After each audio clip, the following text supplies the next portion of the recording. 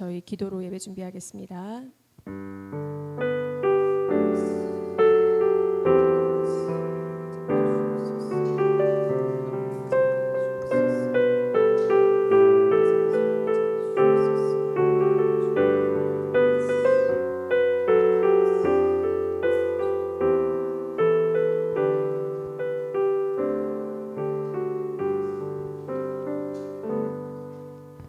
할렐루야. 저희 사순절 5째 주일을 지나고 있습니다. 예수님을 깊이 더 생각하며 찬양하는 시간 되길 원합니다. 찬양합시다.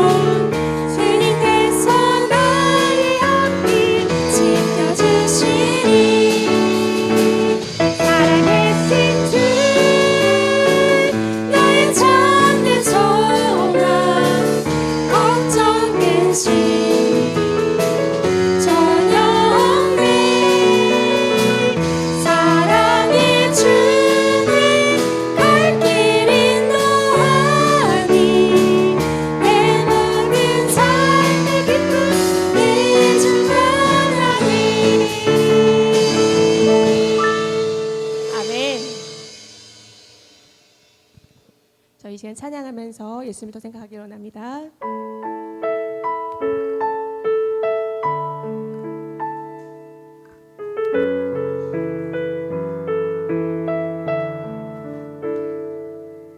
잊을 수 없는 하나님의 사랑, 날 살리시려고 주신 생명, 십자가 지고 갈보신 갈보리 언덕, 날 향한 사랑 때문에. 다시 찬양하겠습니다. 잊을 수 없는 하나님의 사랑, 날 살리시려고 주신 생명, 십자가 지고 오르신 갈보리 언덕,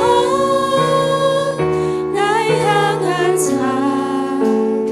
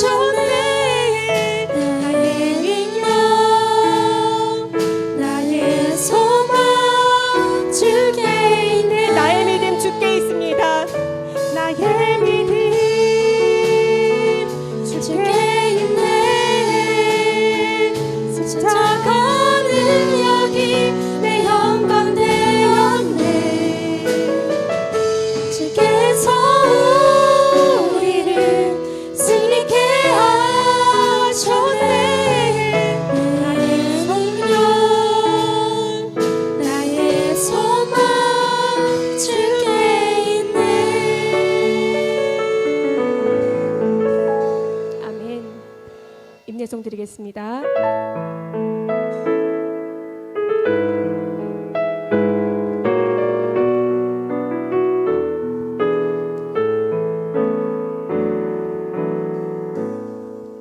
하늘의 문을 여소서 이곳을 주목하소서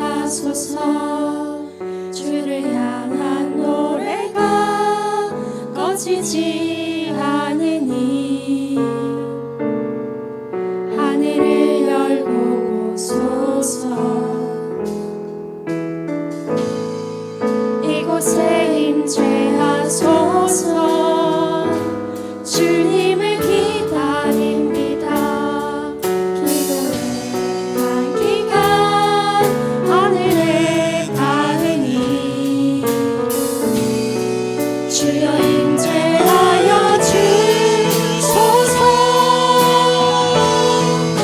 이곳에 오셔서 이곳에 앉으소서 이곳에서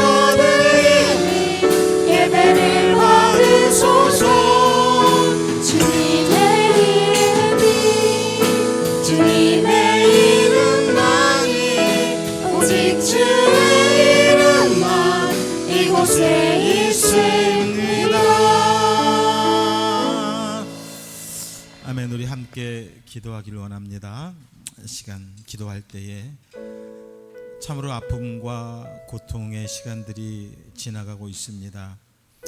우리가 하나님 앞에 기도한다고 하며 또 하나님의 자녀로 살아간다고 하면서도 정말 내가 주 앞에 얼마나 나 자신을 드리며 헌신하며 하나님의 말씀 앞에 순종하는 삶을 살기 위하여 몸부림을 치는 그러한 삶을 살아가고 있는지 우리가 매일 미순간 돌아보지 못한다 할지라도 적어도 이 주일 예배 주님 앞에 나와서 다시 한번 우리의 믿음을 우리의 삶을 점검하며 또 되돌아볼 수 있기를 원합니다. 하나님은 우리에게 기도의 시간을 허락하셨고 회개할 수 있는 기회를 허락하셔서 하나님과의 관계를 회복할 수 있는 기회 또한 우리에게 열어주셨습니다. 이 주일 예배는 바로 하나님께서 우리에게 허락하신 그 귀한 예배 하나님을 만나는 시간인 것입니다. 그러기에 이 시간 하나님 앞에 먼저 예배하기 전에 우리 가운데 있는 모든 죄악을 용서받고 죄사함 받고 씻음 받아야 되는 시간이 우리에게 반드시 필요할 것입니다. 너희 죄가 진홍같이 주홍같이 붉을지라도 내가 흰눈같이 양털같이 희게 하여 주리라고 주님께서 말씀하셨사오니 이 시간 그 말씀을 붙들고 예수의 십자가의 피를 붙들고 하나님 앞에 우리의 모든 것을 드러내며 고백하는 참회의 기도 시간을 드리기를 원합니다. 하나님께서 우리의 기도를 들으시고 예수님께서 우리의 죄를 모두 사하여 주실 것입니다. 이 시간 함께 하나님 앞에 고백하며 기도하겠습니다. 다 같이 기도합니다. 거룩하신 하나님 아버지, 주님의 은혜와 사랑을 감사합니다. 부족하고 연약한 종들이 이 시간도 하나님 앞에 나와 주님을 예배하며 찬양합니다. 먼저 아버지 앞에 고백하며 기도하기는 하나님이여, 나의 하나님이여, 이 시간 우리의 모든 죄악들을 용서하여 주옵소서. 지난 한 주간 동안도 세상 가운데 살아가면서 하나님이 우리가 때로는 미처 알지 못하고 깨닫지 못하는 가운데 말씀에 순종하지 못하며 하나님의 영광을 가려우고 내 뜻과 내 생각이 앞서서 하나님의 계획을 그르친 일들이 우리 가운데 얼마나 많이 있습니까? 하나님이여, 예수의 피로 이 시간 고백하며 기도하오니 십자가의 그 피로 우리를 사하여 주옵시고 이 시간 우리를 용서하여 주시기를 원합니다. 나의 죄를 고백하며 기도하오니 하나님이여, 나의 아버지시여, 이 시간 우리 죄를 맑게 하시기시여 하나님 앞에 거룩한 산제물의 제사를 드릴 수 있도록 하나님 은혜를 베풀어 주시옵소서. 오늘 우리를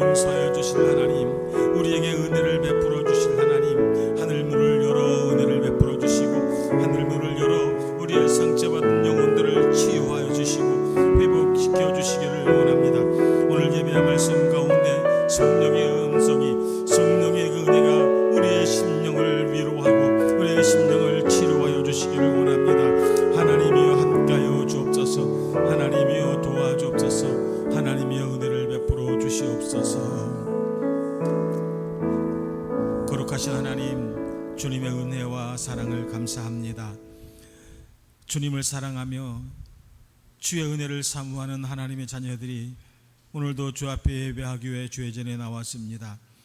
하나님, 오늘 우리 예배 가운데 임재하여 주옵시고 먼저 주 앞에 참회와 회개와 고백의 기도를 드렸사오니 하나님의 우리 죄를 깨끗이 사하여 주시사 이 시간 주님 앞에 우리 모두가 거룩한 산제물로 거룩한 산제사 예배를 드릴 수 있도록 주님 도와주시옵소서. 오늘도 주 앞에 예배하는 모든 주의 백성들에게 하늘 문을 열어 은혜를 베풀어 주시고 말씀 가운데 성령의 음성을 듣게 하시며 주의 말씀을 대할 때 저들의 영혼의 심령의 치유와 상처의 회복의 은혜가 임하게 하여 주옵시고 오늘 우리를 괴롭히던 모든 악한 세력들 예수의 이름으로 떠나가게 하여 주시옵시며 하나님의 오늘 예배 가운데 저들이 하늘문을 열어 우리에게 허락하신 성령의 충만함을 체험하고 성령의 충만함의 은혜를 가득 받게 하여 주시옵소서. 오늘도 우리 예배를 주님의 손에 올려드립니다. 주님 기뻐 받아 주시옵시고 이 예배에 온전히 임재하여 주옵소서. 예수님의 이름으로 감사하며 기도드립니다. 아멘. 전능하사 천지를 만드신 하나님 아버지를 내가 믿사오며 그 외아들 우리 주 예수 그리스도를 믿사오니 이는 성령으로 잉태하사 동정녀 마리아에게 나시고 본디오 빌라도에게 고난을 받아사 십자가에 못 박혀 죽으시고 장사한 지 사흘 만에 죽은 자 가운데서 다시 살아나시며 하늘에 오르사 전능하신 하나님 우편에 앉아 계시다가 저리로서 산 자와 죽은 자를 심판하러 오시리라. 성령을 믿사오며 거룩한 공회와 성도가 서로 교통하는 것과 죄를 사하여 주시는 것과 몸이 다시 사는 것과 영원히 사는 것을 믿사옵나이다. 아멘. 사랑과 은혜가 충만하신 하나님 아버지, 오늘도 주님의 손으로 불러주셔서 경배와 찬양을 드릴 수 있도록 은혜를 베풀어 주심에 감사합니다. 한 주간의 분주한 삶 속에서 지치고 갈급했던 저의 심령이 오늘 이 예배를 통해 다시금 주님의 생명으로 회복되기를 소망합니다. 거룩하신 하나님 아버지, 이 시간 주님 앞에 온전히 회개합니다. 한 주간의 삶을 경건하게 살았다고 생각하지만 우리의 내면은 여전히 미움과 시기, 교만과 이기심이 자리하고 있음을 고백합니다. 바쁘다는 핑계로 말씀 묵상과 기도를 소홀히 했고 고통 중에 있는 이웃을 돌보지 못하고 내 자신의 유익에만 몰두해 살아온 저의 모습을 용서하여 주시옵소서. 오늘 드리는 이 예배를 통해 저희의 삶이 진정으로 변화되어 형식적인 신앙인을 넘어 진실한 사랑과 겸손으로 그리스도의 향기를 전하는 제자의 삶을 살게 하여 주시옵소서. 우리나라와 민족을 위해 기도드립니다. 경제적인 불안과 고물가로 인해 많은 가정들이 생계의 무게에 짓눌려 살고 있고 소상공인들은 생존의 기로 앞에 서 있고 청년들은 미래에 대한 두려움과 절망 가운데 놓여 있습니다. 정치권은 민생보다 분열과 갈등에 몰두하고 있습니다. 주님, 이 땅을 국률이 베풀어 주시고 지도자들에게 백성의 고통을 공감하는 따뜻한 마음과 민생을 돌볼 수 있는 지혜와 용기를 허락하여 주시옵소서. 우리 사회가 다시 사랑과 연대, 존중과 평화가 회복되는 공동체가 되어 희망이 넘치는 나라로 변화되게 하여 주시옵소서. 사랑의 주님, 성도들의 삶과 가정을 주님의 손에 맡깁니다. 직장에서, 사업장에서, 가정에서 무거운 짐을 지고 살아가는 성도들에게 위로와 쉼을 허락하여 주시고 불확실한 미래와 관계의 갈등으로 지친 심령에 새 힘을 부어 주시옵소서. 질병으로 고통받는 이들에게는 치료의 손길을, 마음이 우울한 이에게는 하늘의 소망을 부어 주시고 삶의 어두운 터널을 지나는 이들에게는 주님께서 동행하심에 밝은 빛을 다시 보게 하여 주시옵소서. 오늘 말씀을 전하시는 박용순 목사님에게 성령의 충만함을 더하여 주시고 선포되는 말씀이 살아 움직이는 능력의 말씀이 되어 듣는 저희의 마음을 두드리고 변화시키는 시간이 되게 하여 주시옵소서. 목사님의 가정에는 풍성한 은혜와 건강을 허락하여 주시고 맡은 사역을 기쁨과 감사로 감당할 수 있도록 늘 동행하여 주시옵소서. 오늘도 정성껏 준비한 찬양팀의 찬양을 흥명하시고 예배를 위해 수고한 손길들 하늘의 위로와 상급을 채워주시고 그들의 수고가 헛되지 않게 축복하여 주시옵소서. 감사하오며 살아계신 우리 주 예수님 이름으로 기도드립니다. 아멘.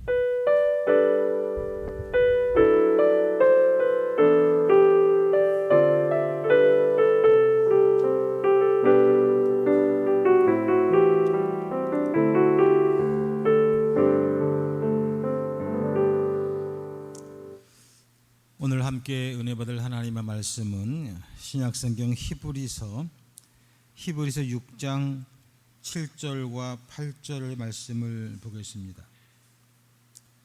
제 성경으로는 신약성경 358페이지 정도 됩니다. 히브리서 6장 7절과 8절 다 찾으신 줄 알고 우리 같이 한 목소리로 성경을 보겠습니다. 시작. 땅이 그 위에 자주 내리는 비를 흡수하여 밭 가는 자들이 쓰기에 합당한 채소를 내면 하나님께 복을 받고 만일 가시와 엉겅퀴를 내면 버림을 당하고 저주함에 가까워 그 마지막은 불사름이 되리라. 아멘. 봉헌 찬송하겠습니다.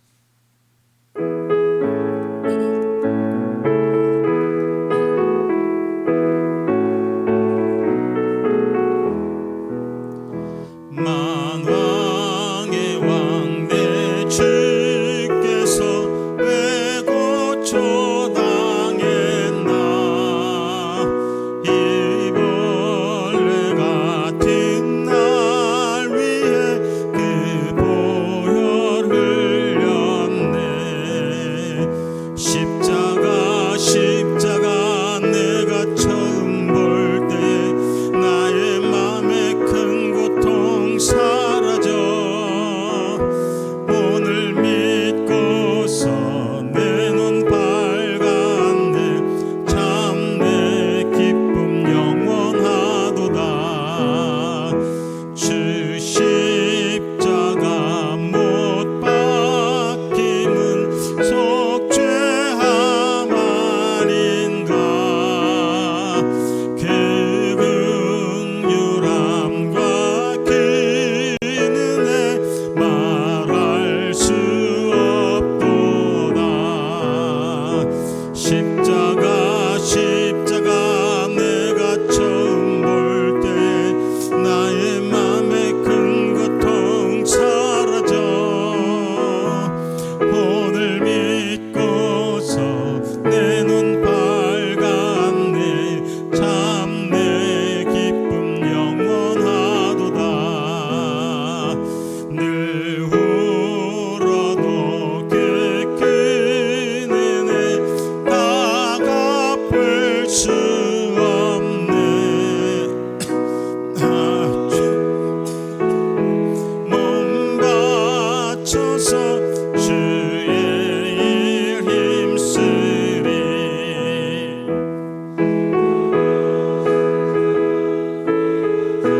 볼 때 나의 맘에 큰 고통 사라져. 나를 믿고서 내 눈 밝았네. 참 내 기쁨 영원하도다. 아멘. 제가 한국에서 목회할 때는 주일날 감사헌금 봉투가 올라오잖아요. 그래서 감사 기도 제목이 올라오잖아요.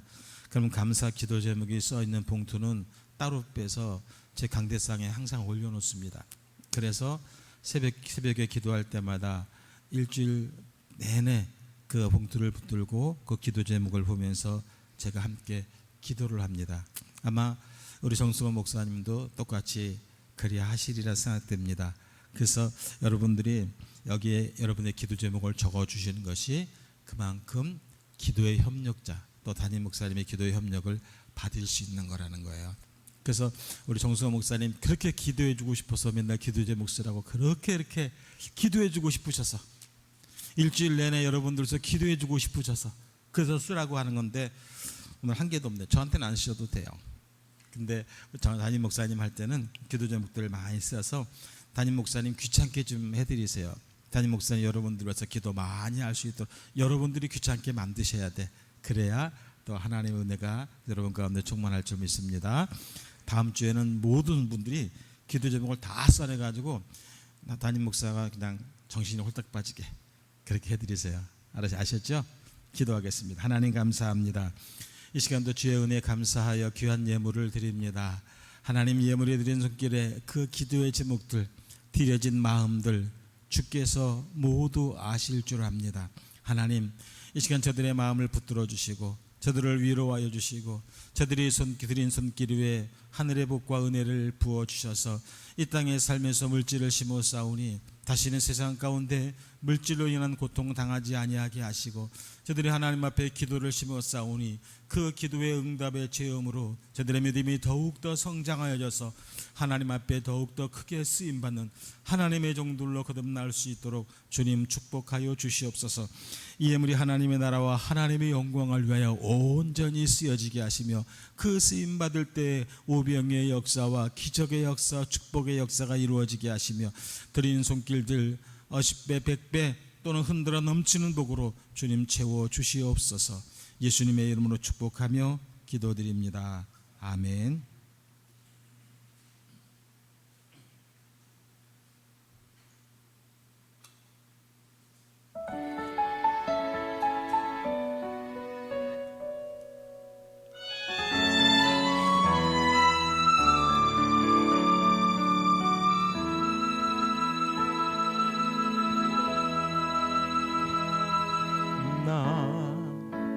가진 재물 없으나 나 남이 가진 지식 없으나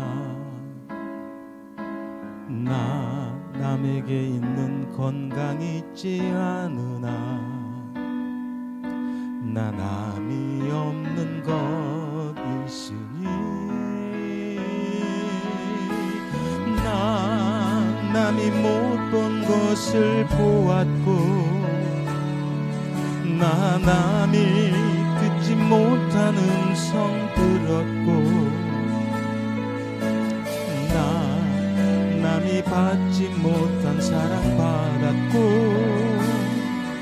나 남이 모르는 것 깨달았네.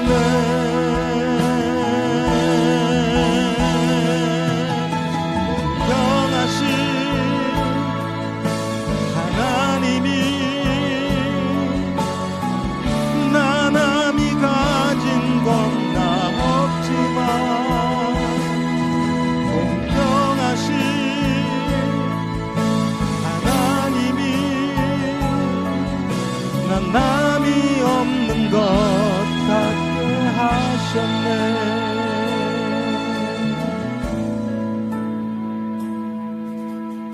나 가진 재물 없으나 나 남이 가진 지식 없으나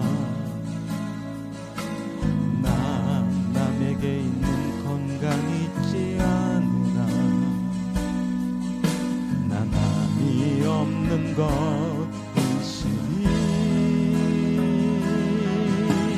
나 남이 못 본 것을 보았고 나 남이 듣지 못한 음성 들었고 나 남이 받지 못한 사랑 받았고 나 남이 모르는 것 깨달았네. 공평하신 하나님이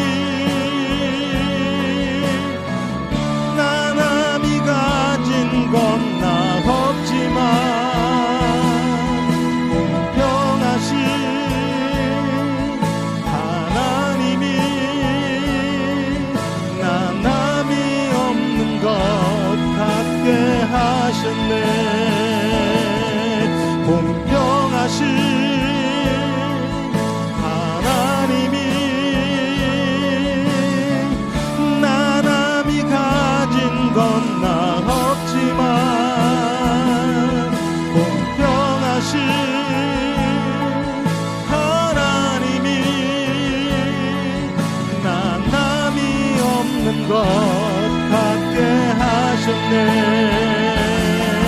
공평하신 하나님이 나남이 가진 것나 없지만 공평하신 하나님이 나남이 없는 것 같게 하셨네. 나남이 없는 것 같게 하셨네. 나남이 없는 것 같게 하셨네.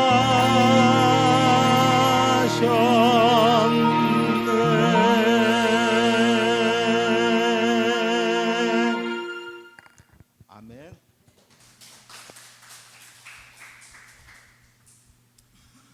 할렐루야. 우리 옆 사람과 서로 인사하십시다. 주의 이름으로 사랑합니다. 주의 이름으로 축복합니다.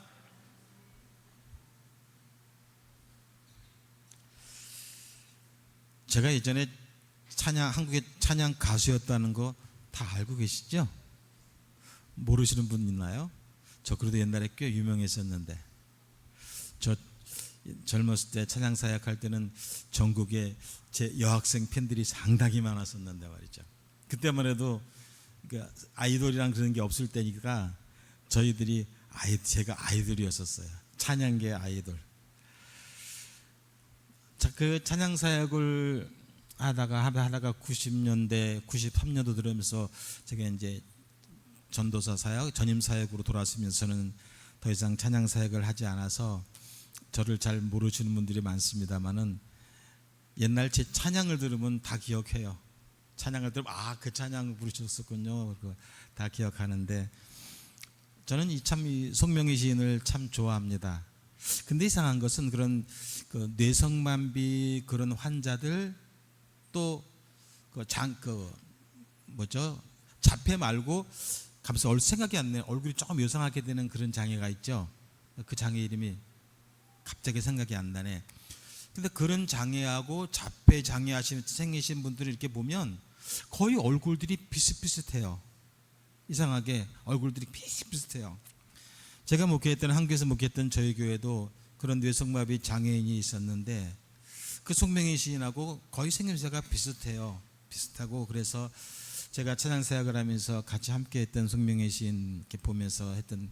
근데 저희 교회 그 성도님, 여성도님과 닮아서 많이 이렇게 제가 좋아하고 이제 그랬던 그런 분입니다. 예전에 같이 송명희 시인과 함께 방송으로 이제 극동방송이지, 아니요, 그때는 극동방송이 아니라 CBS였습니다. CBS 라디오를 같이 이렇게 녹화를 하면서 그녀의 얘기를 이렇게 들은 적이 있었는데, 그녀는 태어날 때 의사의 실수로 뇌를 잘못 건드려서 뇌성마비 환자가 되었다고 하죠. 7살이 되도록 꼼짝도 할 수 없는 그런 지경에 이르렀고, 또 그녀의 아버지는 폐결핵을 앓아서 경제적인 능력이 전혀 없었던 그런 사람이었습니다. 그래서 삶 자체가 너무 힘들고 너무 어려워. 부모님을 원망하고 또 하나님을 원망하다가 자살까지도 시도했던 그런 사람이었지요. 그러던 그녀가 17살 때에 하나님을 꼭 한 번만, 죽기 전에 하나님을 꼭 한 번만 보고 싶다고, 그리고 하나님 앞에 무작정 기도하기 시작했습니다. 그런데 어느 날 기도 가운데 하나님이 그녀에게 임하셔서 이렇게 말씀하십니다. 내가 세상 끝날까지 너와 함께 있으리라. 그 음성을 들은 이후로 이 송명희 시인이 그 크신 하나님의 은혜와 사랑을 깨닫고 시를 쓰기 시작을 했다고 하죠. 제가 봤던 송명희 시인, 또 저희 교회에 있었던 그런 저희 성도님, 몸도 제대로 가누지 못해서 온몸이 뒤틀리고 말 한마디 하려면, 어떠한 행동을 하려면 온몸이 뒤틀리는 그런 분이었지만, 그러나 기억합니다. 저희 교회 성도에 있던 그 여성도님 천사였습니다. 참 그 얼굴을 자세히 들여다보고 있으면 천사였고, 또 그 불편한 몸으로 또 저희 목사 부부를 얼마나 참 섬기셨는지 몰라요. 백혈병으로 48세에 저희 교회 성도님은 백혈병으로 소천을 했습니다. 저는 저희 교회 성도님 그분이나 또 손명희 시인을 보면서 참 그분들에게서 하나님의 마음, 하나님의 모습은 저럴 것이다 하는 그런 모습을 본 적이 있어요. 오늘 제가 불러드린 이 찬양이 바로 손명희 시인의 대표적인 찬양이죠. 손명희 시인 정도 되니까 이런 시를 쓸 수 있었던 것 같아요. 나 가진 재물 없으나, 나 남이 가진 지식 없으나, 나 남에게 있는 건강이 있지 않고, 나 남이 그렇지만 나는 남이 없는 것 있다. 나는 남이 보지 못한 것을 보았고, 남이 듣지 못한 음성을 들었고, 남이 받지 못한 사랑도 받았고, 나는 남이 모르는 것도 깨달았네. 공평하신 하나님께서 나 남이 가진 것은 내게 없지만 공평하신 하나님이 남에게 없는 것 내게 있게 하셨네.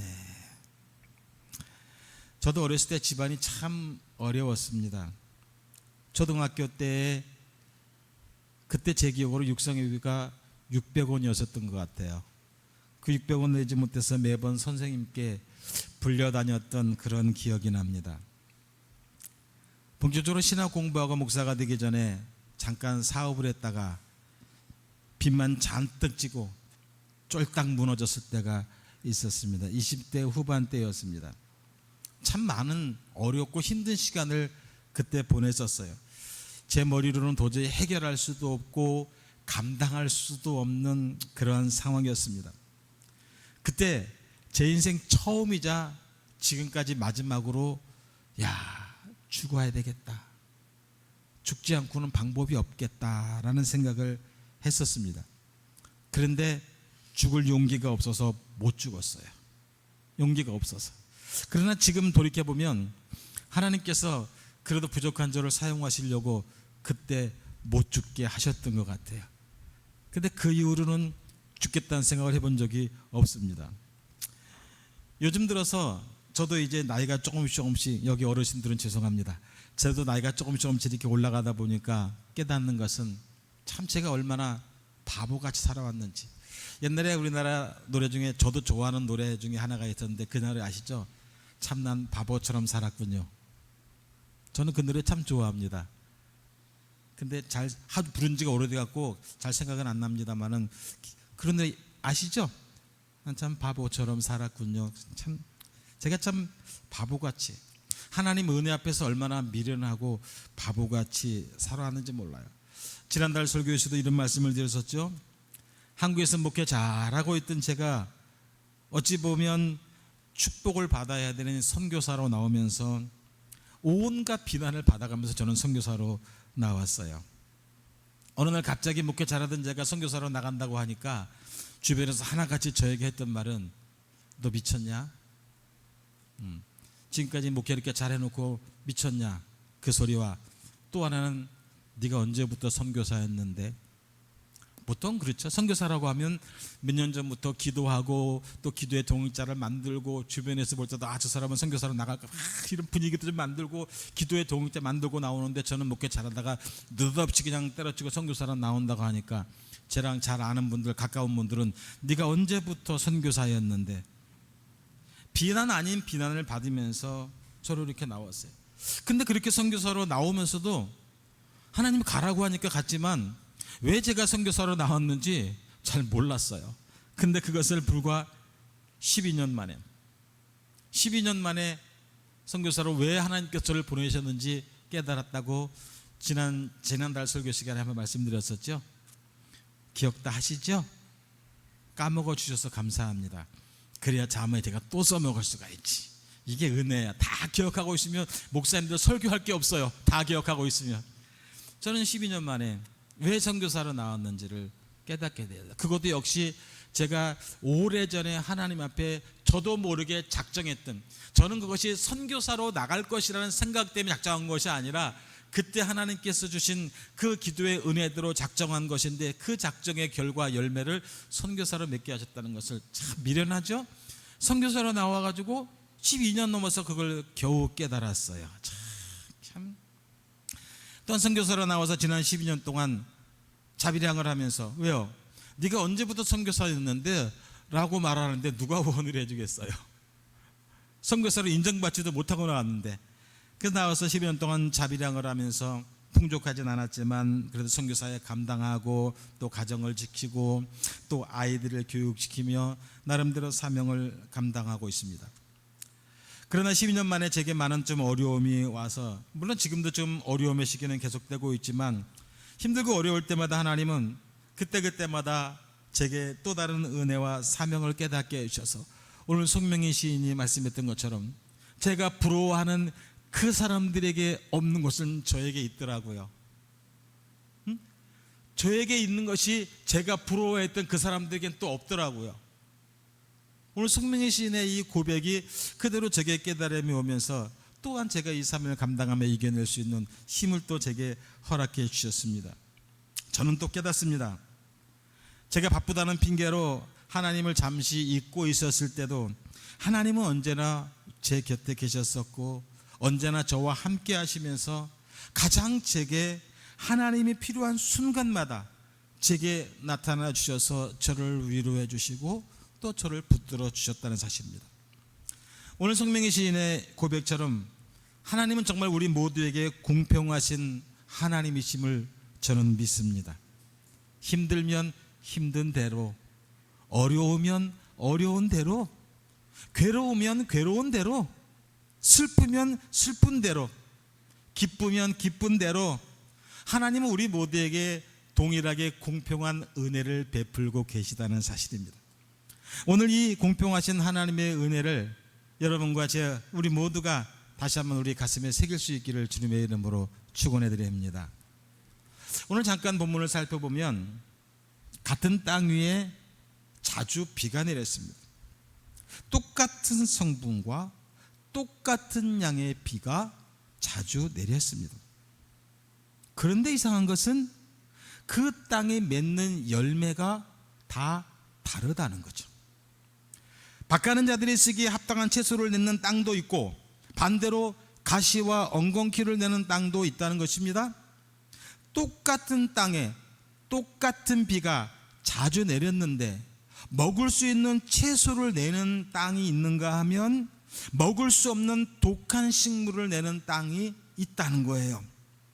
그리고 그 땅에 대한 심판을 내리는데 합당한 채소를 내는 땅은 하나님께서 복을 주실 것이지만 독한 식물을 내는 땅은 하나님께서 저주를 받으며 그 마지막은 불살라질 것이라고 오늘 본문은 말씀하고 있습니다. 여러분, 분명히 같은 땅입니다. 조건도 같습니다. 같은 양의 비가 내립니다. 무슨 문제가 있는 것일까요? 무슨 문제가 있어서 똑같은 조건이고 똑같은 상황인데 다른 결과를 내고 있느냐는 거죠. 왜 같은 조건임에도 불구하고 맺는 열매가 완전히 다를 수 있을까요? 같은 시간 같은 장소에서 같은 은혜를 주셨는데도 불구하고 우리의 형편이 각각 다른 것은 무엇 때문일까요?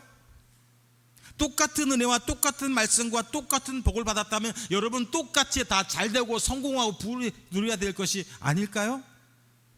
왜 똑같은 은혜를 이 시간 받고 있는데 우리 형편은 각기 다를까요? 오늘 같은 자리에서 여러분 똑같이 기도하고 똑같이 찬양하고 똑같이 하나님의 말씀을 듣고 있습니다. 그런데 분명한 것은 이 시간 여러분들이 받는 은혜, 여러분이 느끼는 하나님의 주신 감동 아마 다 다를 거예요. 어떤 분은 내 가슴이 저미는 분도 있고 어떤 분은 이 감동에 환희가 오는 분도 있을 것이고 어떤 분은 아무 느낌도 없이 지루한 분도 있을 거예요. 왜 그럴까요? 하나님께서 저희 가정에 제 결혼한 지 18년 만에 쌍둥이를 주셨죠. 27개월 된 아이들을 안고 필리핀에 들어왔는데 벌써 이 아이들이 15살이 되었습니다. 쌍둥이입니다.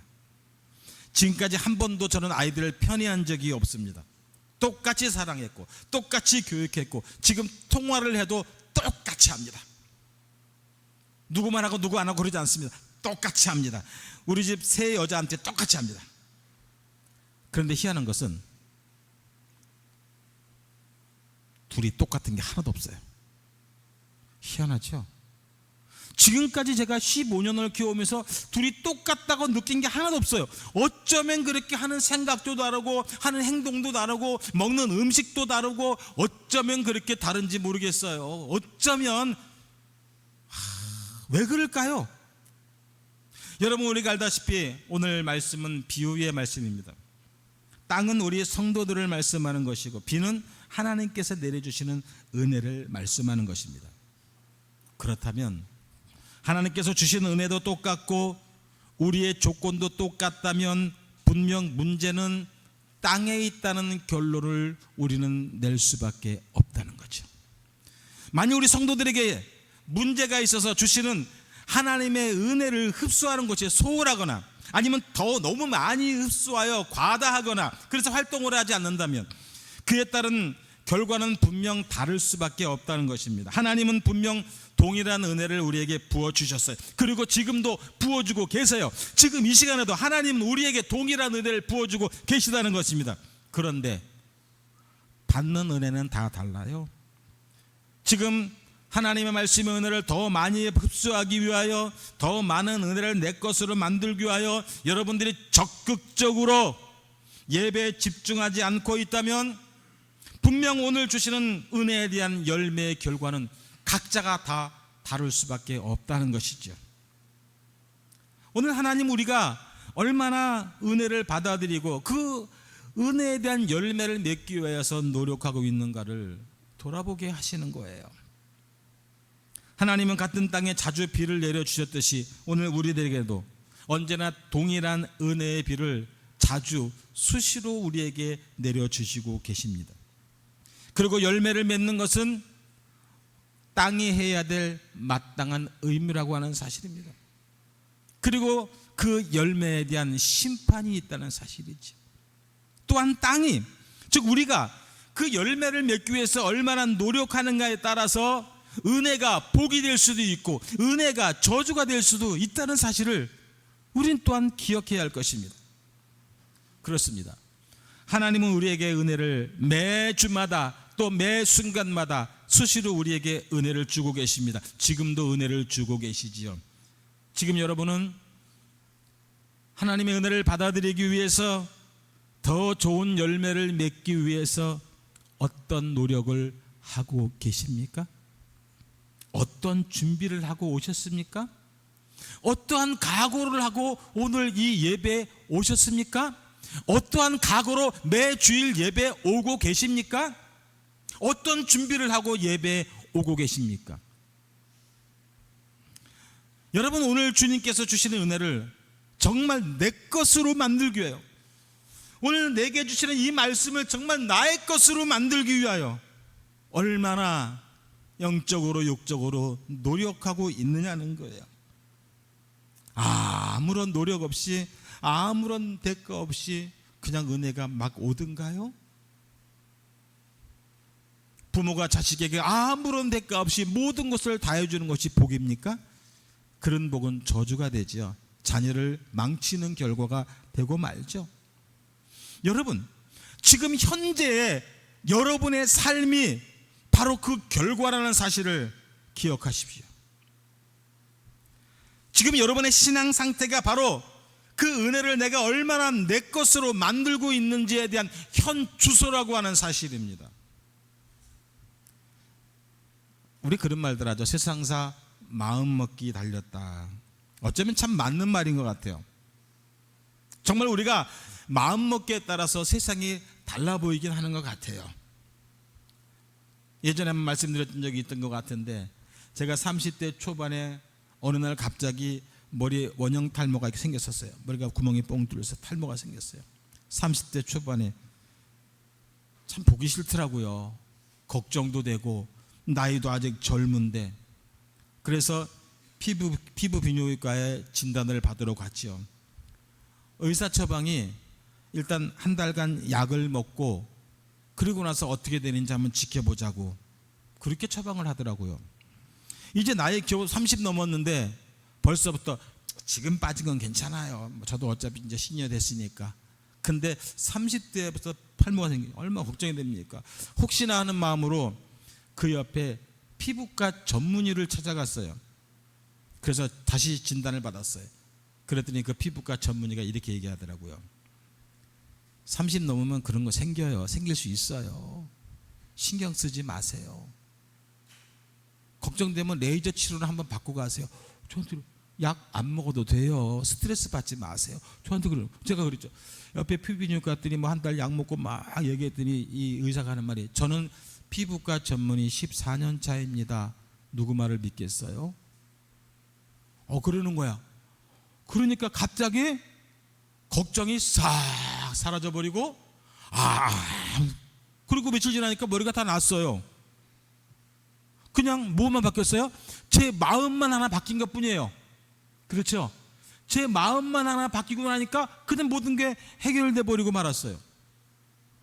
여러분, 우리가 하나님의 말씀을 받는데도 이런 긍정적인 적극성이 필요하다는 사실입니다.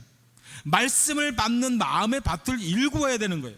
말씀을 적극적으로 받아들여야 되고, 말씀을 긍정적으로 받아들여야 되고, 말씀을 내게 주신 하나님의 말씀으로 받아들여야 돼요. 설교가 아니에요, 여러분. 매주마다 우리 또 담임 목사님 나와서 하시는 말씀 설교 아니에요. 목사님 말이 아니에요. 그 시간 하나님께서 내게 주시는 말씀이에요. 아멘이십니까? 하나님께서 다만 목사님 입을 사용하는 것 뿐이에요. 그 입을 사용해서 나에게 주시는 하나님의 말씀이, 여러분, 우리가 이 말씀의 밭을 가꾸고 이 마음의 각오를 가지고 나와서 예배를 드린다면 지금 하나님이 나에게 말씀하고 있는데 어찌 집중하지 않을 수 있겠어요? 어찌 순종하지 않을 수 있겠어요? 어찌 그 말씀 앞에 무릎 꿇지 않을 수 있겠느냐는 거예요. 누구 문제입니까? 목사님이 설교를 잘 못해서 그렇습니까? 아니면 재미가 없어서요? 딱딱해서요? 아니죠. 내가 어떻게 누구의 말로 받아들이고 있느냐는 거예요. 목사님의 말로 받아들이면 지루하죠. 하나님의 말씀으로 들려지면 얼마나 1분 1초가 아깝죠. 예수님의 말씀을 광야에서 듣던 저들이 배고픈 줄 모르고 오후까지 그 하나님 예수님의 말씀에 집중해서 오히려 그들의 배고픔을 걱정하는 게 누굽니까? 예수님이잖아요. 말씀을 받아들인 그들은 배고픈 줄도 모르는데 그들의 배고픔을 걱정하는 분은 예수님이에요. 오전에 한국에서 목회할 때 이런 일이 있었습니다. 저희 교회, 다른 교회에서 좀 멀리 있던 다른 교회 저희 교회로, 그 동네로 이사하면서 저희 교회로 오신 분 있었어요. 안수 집사님이었는데 하루는 그 집에 신방을 가게 됐습니다. 항상 신방 갈 때는 기도하면서 미리 어떤 말씀을 준비해야 되겠다, 말씀을 준비하고 가는데, 그날 그 집에 가서 설교를 시작하기, 예배를 시작하면서 기도하는 가운데 갑자기 하나님께서 마음에 막 감동을 주는, 다른 말씀에 대한 감동을 막 주시는 거예요. 그래서 기도하면서 그 자리에서 말씀을 다시 펴서 다시 찾아서 그 말씀으로 설교를 했습니다. 어떤 구절인지는 정확히 생각이 나지 않습니다만 아마 제 기억에 신명기 28장의 말씀이었던 것 같아요. 근데 그 설교 이후로 그분 시험 들어서 교회에 안 나왔습니다. 딴 교회로 옮겨갔습니다. 그 이유는 그날 제가 신방 와가지고 저주의 말씀을 전했다는 거죠. 저주의. 하긴 신명기 28장에 보면 그 말 문구로만 보면 저주받을지어다, 저들 화가실지어다, 그런 게 3분의 2도 넘어요. 신명기 28장에 보면. 그런데 여러분, 성경에 저주하는 말씀이 있습니까? 아니요. 부정의 부정은 강한 긍정입니다. 우리가 자식한테 너 그렇게 공부하면 너 망해, 너 거지 될 거야? 그게 거지 되라는 겁니까? 망하라는 겁니까? 여호와께서 내가 이렇게 말씀에 순종하자면 너에게 화가 있을지어다, 화가 있을지어다, 너 화를 다 입으라는 것입니까? 절대로 그렇게는 안 된다. 그러면 안 된다는 것을 강하게 말씀하시는 거잖아요. 성경은 우리를, 하나님의 백성들을 저주하는 말씀이 단 한 자도 없습니다. 때로는 우리를 위하여 징계, 훈계, 채찍의 말씀들은 있습니다마는 그것도 어찌 보면 오히려 우리에게 사랑의 말씀이 아닙니까?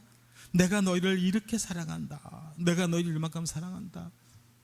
저는 우리 하은이가 어렸을 때 우리 딸을 너무 사랑하기 때문에 그 애가 거짓말을 했을 때 온몸에 피멍이 들도록 때려줬습니다. 제 아내가 때렸습니다. 그리고 밤새도록 자는 애를 붙들고 제 아내가 울더라고요. 사랑하기 때문에 때렸습니다. 너무너무 사랑하는 내 자식이기 때문에 때렸습니다. 옆집 애가 잘못하면 저 그렇게 때리지 않습니다. 성경 어느 구절을 읽어도 모두 우리에게 축복의 말씀인 것을 여러분 믿으시기를 바랍니다. 또 한 번은 교회 잘 나오던 한 남자 성도가 어느 날부터인가 갑자기 교회를 안 나와요. 전화를 해도 안 받아요. 그래서 수소문을 통해서 이렇게 알아봐서 다른 분들에게 설교를 이제 통해서 들었더니, 한 번은 제가 저녁 예배 시간 때, 오후 예배 시간 때 이혼에 대한 설교를 아마 했던 적이 있었는데, 이혼 설교를 듣고 기분 나빠서 교회 옮겼대요. 알고 보니 그분 이혼했더라고요. 저는 뭐 잘 몰랐지만, 그분이 누군지는 잘 몰랐지만 이혼했더라고. 같은 시간에 같은 말씀을 들었는데 은혜 받은 사람이 있고 교회를 떠난 사람이 있어요. 여러분, 설교가 잘못된 것일까요? 밭이 잘못된 것일까요? 요즘 많은 교회들의 강단에서 지옥에 대한 말씀, 회개에 대한 말씀이 사라지고 있다고 합니다. 그런 설교하면 교인들이 떠난대요. 다른 교회로 간답니다. 그래서 많은 목사님들이 좀 무서운 얘기 주일날 안 한답니다. 좋은 교회일까요? 설교가 재미있고 설교가 막 웃기기도 하고 사람의 마음을 막 감동시키는 그런 교회들은 사람들의 미어 터집니다. 그런데 오직 말씀만 붙들고 말씀으로만 설교하는 그런 목사님들의 설교는 딱딱하다고 합니다. 말씀이 지루하다고 합니다. 말씀이 졸리다고 합니다. 연예인 같은 목사님, 개그맨 같은 목사님들이 다니는 교회는 사람들이 미어 터집니다. 여러분은 어떻게 생각하십니까? 여러분은 주일 예배에 위로받으려고 오십니까? 아니면 재미있는 말씀을 듣고 좀 스트레스를 풀고 싶어서 오십니까? 물론 그런 말씀도 필요하겠지요. 그러나 여러분, 더 중요한 것은 적어도 이 주일 예배는 하나님의 말씀을 통해서 우리의 영혼이 치유돼야 돼요. 치유되고 회복받아야 됩니다. 위로도 필요하지만 치유를 받으면, 성령을 받으면, 은혜를 받으면 다 해결됩니다. 하나님의 말씀은 우리의 근본적인 문제를 해결하는 말씀이라는 것입니다. 오늘 우리의 삶의 문제가 왜 생깁니까? 왜 삶의 걱정이 떠나지 않고 있습니까? 이는 우리의 근본적인 문제, 즉 하나님과의 관계에 문제가 생겼기 때문이에요. 일주일 동안 세상 가운데 살면서 하나님보다는 세상 것들을 우리는 더 많이 접하게 됩니다. 이런 과정 속에서 어느새인가 하나님과의 관계에 틈이 생겼기 때문입니다. 바로 주일 예배라는 것은 하나님의 말씀을 통해서 그 근본적인 문제, 하나님과의 관계를 회복해야 하는 시간인 것입니다. 그러기에 때로는 말씀이 내 가슴을 찔러 아프게 해도 받아들이셔야 돼요. 하나님께서 우리와의 관계를 회복시키시기 위하여 때로는 나를 찌르십니다. 때로는 나를 아프게 하십니다. 때로는 내 자존심을 상하게 하십니다. 때로는 매를 들어 나를 때리십니다. 오늘 하나님의 말씀을 들으면서 혹시 여러분 가슴이 아프십니까? 속이 상하십니까? 자존심이 상하는 분은 없습니까? 하나님께서 지금 여러분들을 치유하고 계시는 거예요. 이러한 느낌마저 없다면 여러분 하나님 앞에 다시 무릎을 꿇으셔야 됩니다.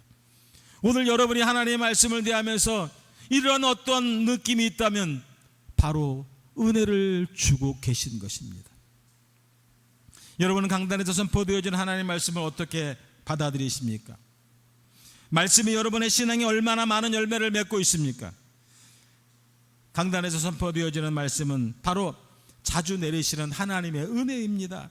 같은 시간에 같은 비가 내리고 있는데 먹기에 합당한 채소를 내는 맛도 있지만 가시와 엉겅퀴를 내는 맛도 있습니다.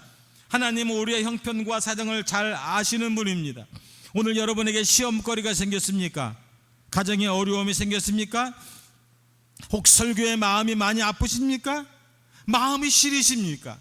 아니면 부끄러우십니까? 자존심이 상하십니까? 기분 좋은 말씀만, 듣기 좋은 말씀만 받아들이시겠습니까? 가슴을 찌르는 설교는 거부하시겠습니까? 이른 비는 좋은 것이고 늦은 비는 나쁜 것입니까? 우리에게 주어지는 어떤 일은 하나님이 하시는 것이고 어떤 일은 하나님과 상관이 없는 것이겠습니까? 하나님이 우리에게 나쁜 거 주시겠습니까? 하나님이 우리를 망하게 하시겠습니까? 말씀의 열매를 맺기 위해서는 긍정적인 적극성이 필요합니다. 우리가 예수를 믿은 지 단 며칠에서부터 때로는 몇십 년을 믿으면서도 변화되지 못했던 이유가 무엇일까요? 혹은 날 시험에 들어서 마음에 상처투성이 뿐으로 아프고 힘들었던 이유가 무엇일까요? 저는 한국에서 목회를 하면서 참 이런 분들을 너무 많이 만나봤어요. 너무 많이. 때로는 설교를 하면서 막 이 가슴이 터지는 것 같은 그런 절규의 설교를 했던 적이 한두 번이 아닙니다. 강단에서 이렇게 설교를 하다 보면 이 말씀이 어떻게 여러분에게 흡수되어지고 있는지가 느껴질 수 있습니다.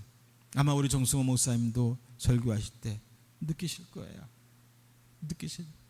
어떤 때는 정말로 오늘 이 하나님의 은혜가 말씀이 심어져야 되는데 심어지지 않아서 가슴이 애가 탈 때가 막 있어요. 그럴 때는 저는 막 설교할 때 막 소리도 막 지르는 편 있잖아요. 저는 소리를 막 질러요. 막 소리를 질러요. 막 설교하면서 온갖 부르짖음을 막 소리를 질러요. 이 가슴이 너무 타서, 너무 가슴이 답답해서 오늘 이 은혜가 우리 가운데 임해야 되는데 이 은혜가 뿌리내리지 못하는 것이 너무너무 가슴이 아팠어. 너무너무 가슴이 아팠어. 하나님께서 이미 우리에게 너무나 크신 많은 은혜를 주셨잖아요. 여러분 단 한 번이라도 지난 날을 돌아보신 적이 있으십니까? 여러분이 걸어왔던 신앙의 길을 돌아보신 적이 있나요? 정말 진지하게 한번 돌아보세요.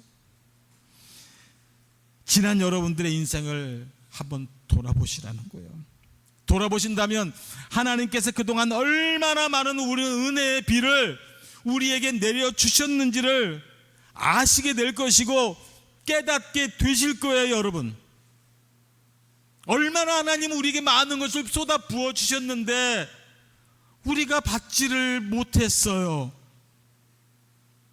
때로는 우리가 거절했어요.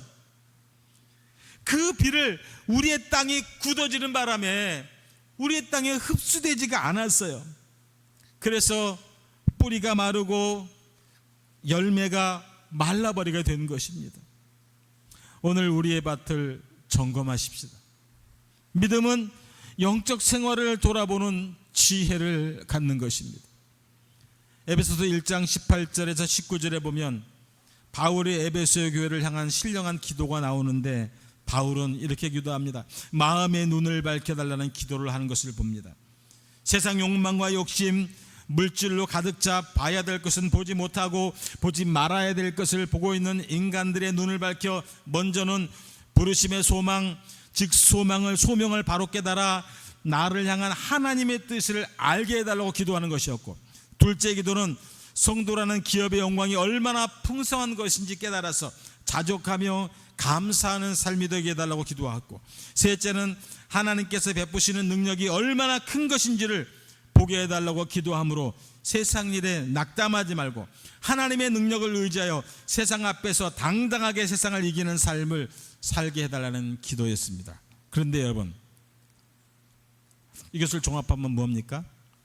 하나님의 은혜입니다. 은혜의 비입니다. 왜 마음의 눈을 밝혀야 합니까? 왜 은혜를 받아 열매를 맺어야 하기 때문입니다.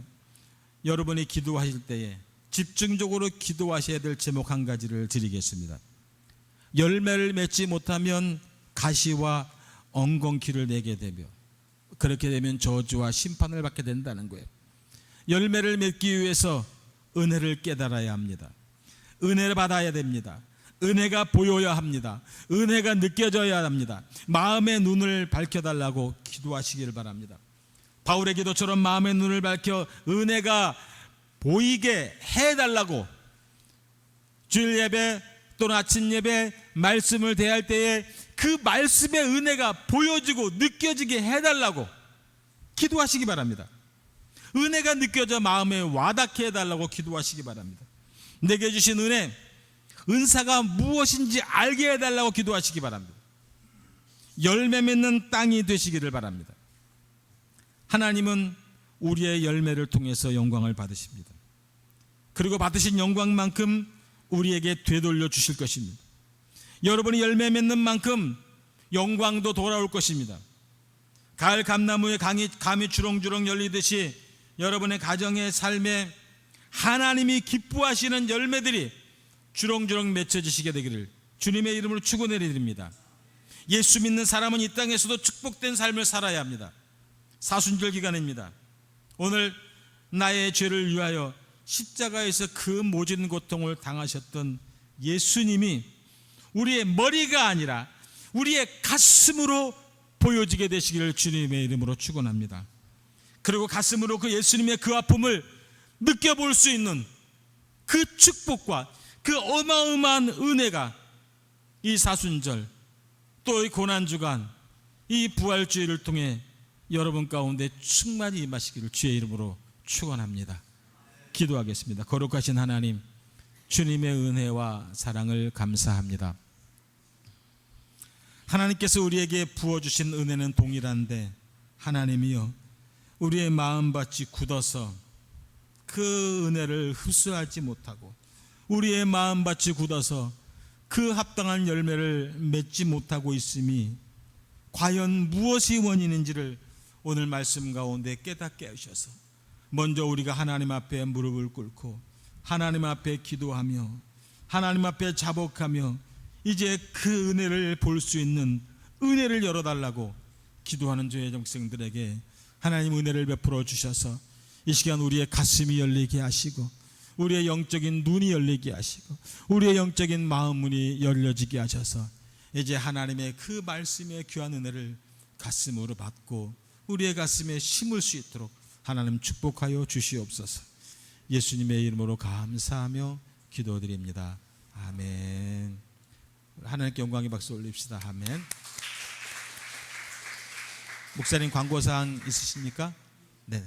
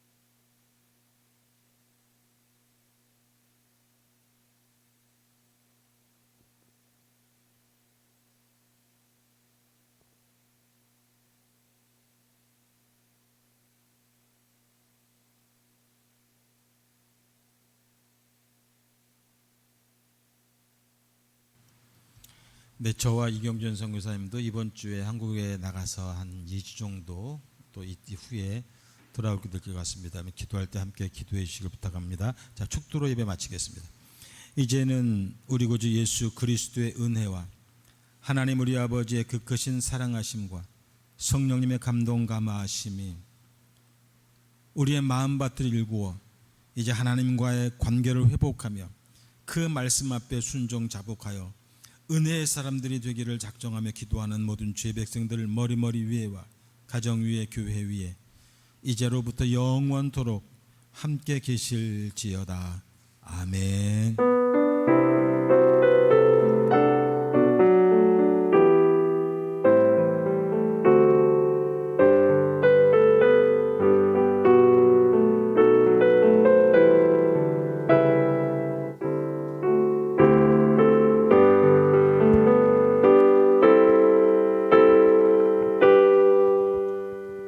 하나님께 영광의 박수 올리겠습니다. 할렐루야. 우리 땡 둘러서서 함께 교제하겠습니다.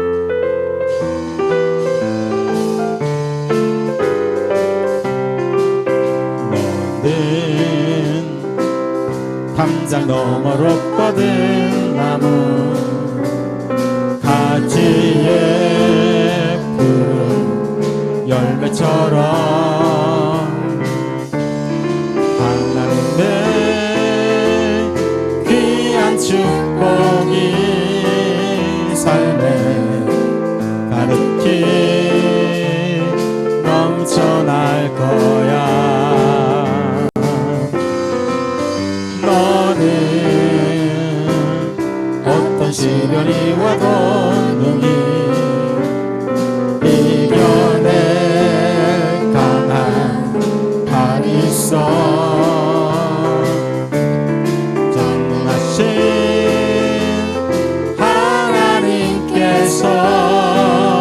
너와 언제나 함께 하시니 아멘. 주의 이름으로 사랑하고 축복합니다. 너는 하나님의 사람, 너는 하나님의 사람, 아름다운 하나님의 사람. 나는 널 위해 기도하며 내 길을 쏟기 전이죠. 너는 하나님의 선물, 사랑스러운 하나님의 열매, 주의 품에 걷히는 나무가 되어줘. 아멘. 하나님께 영광의 박수. 할렐루야. 아멘.